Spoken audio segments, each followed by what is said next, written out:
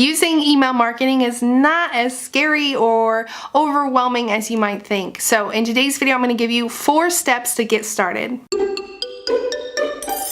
My name's Jess, and if you're new here, I'd love for you to subscribe. I post weekly videos for business owners, helping you save time and look good online, which is why today we are talking about email marketing, because I know we all love social media, but we don't own those followers and we could lose them at any point. But those email subscribers are a lot more valuable. Step number 1 is stop calling it a newsletter. No one wants to join a newsletter.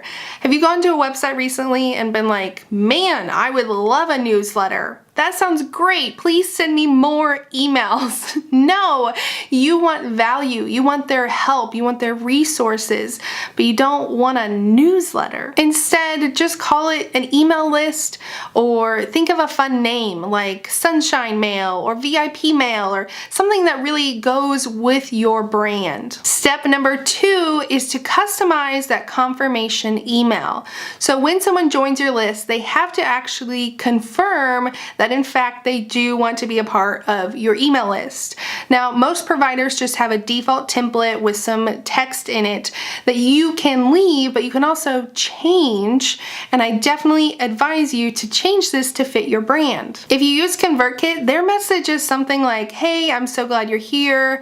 Confirm your download. It's really short and simple. There's nothing wrong with short and simple, but add some text to actually make it sound like you took the time to write something.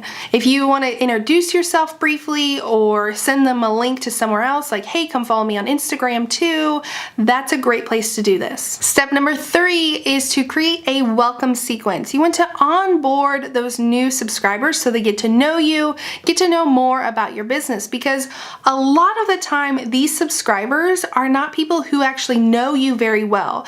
They read a blog post or listened to a podcast, and then they saw your freebie, your little call to action of, hey, download this guide or whatever. So then they joined because they wanted that freebie.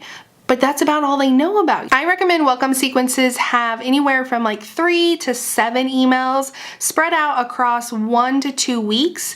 But if you want more specific hands-on help creating these welcome sequences, be sure and check out the link below to my Content to Clients program, where we will be diving deep into creating these welcome sequences. And finally, step number 4 is to create a schedule for how often you're going to email your list. This is important because it helps keep you accountable, but also you want to let your list know how often you're going to be emailing them. You can tell them in that confirmation email or in the first email of your welcome sequence. Most people send 1 email a week. Some people do 2 emails a month instead, and I'd say even fewer than that.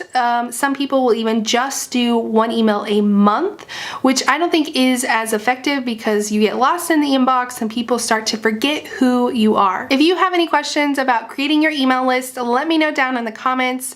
If you enjoyed this video, be sure and give it a thumbs up, and I will see you next time.